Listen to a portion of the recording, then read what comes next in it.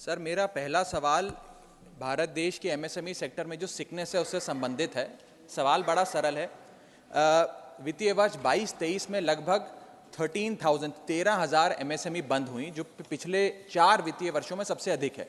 हम ये अगर अनुमान लगाएं कि 50 लोग एक एमएसएमई में भर्ती होकर काम करते हैं, रोजगार लेते हैं, तो अगर 13,000 यूनिट्स बंद होती हैं तो लगभग 6.5 लाख लोगों की नौकरी चली जाती। और एक फैक्ट और देके मैं सवाल पूछ रहा हूं कि वित्तीय वर्ष 17-18, 18-19, 19-20 में भारत देश के जितने एक्सपोर्ट्स होते थे उसका 50% हिस्सा लगभग एमएसएमई सेक्टर से आता था। आज वो 50% से घट के 44% हो गया, यानी कि एमएसएमई के एक्सपोर्ट्स भी गिरते जा रहे हैं। सवाल मेरा माननीय मंत्री जी से ये है कि जिस प्रकार से एमएसएमई सेक्टर की ग्रोथ तो छोड़िए, जिसमें गिरावट देखी जा रही है, उसके क्या कारण है और खास तौर पे उसका रोजगार पर क्या प्रभाव पड़ा? धन्यवाद।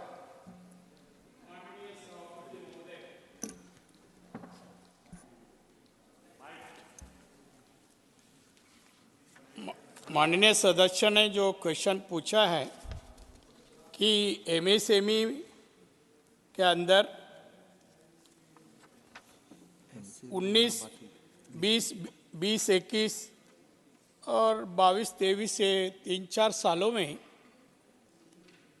जीडीपी में गिरावट आई है, ये उसका कहना है। वैसा एक्सपोर्ट में भी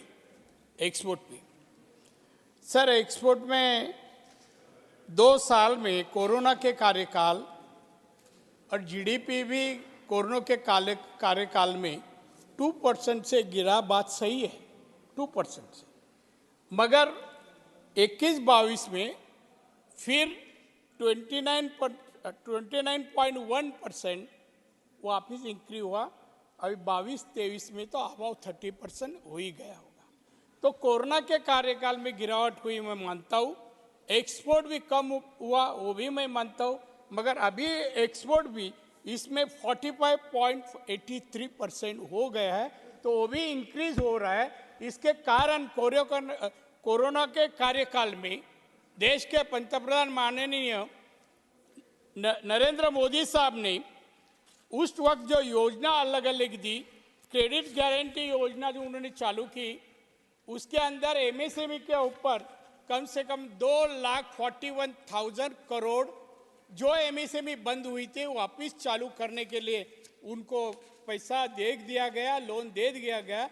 इससे अभी 45.83 हो गए है। अभी मैं मानता हूँ कि इसमें एक और भी है कि हमारा जीएसटी जो 19-20 में 5 लाख करोड़ था, 20-21 में कम हुआ, 4.7 लाख करोड़ हुआ था। अभी 21-22 में 5.3 अभी बढ़ गए है। पहले इतना ही हो गया, अभी इससे भी 2% एवरी ईयर बढ़ते जा रहा है।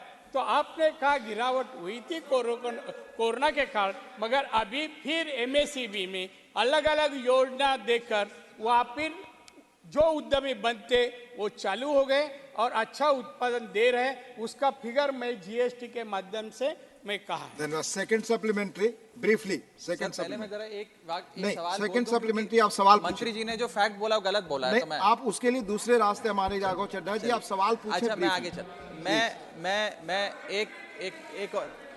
एक सवाल और पूछना चाहूंगा।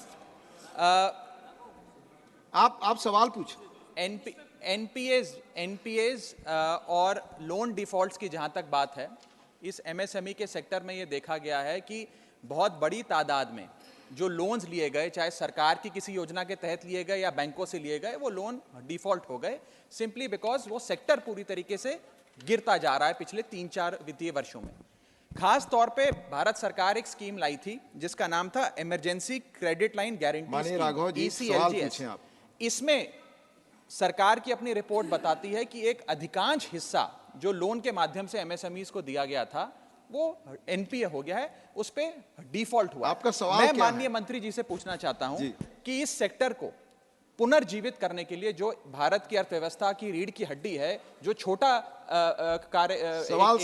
एंटरप्राइज होता है, जो गरीब लोगों को रोजगार देता है, उनकी बेहतरी के लिए क्या कदम उठाए जा रहे हैं और खास तौर पे एनपीए डिफॉल्ट से डील करने के लिए क्या कदम उठा रहे हैं?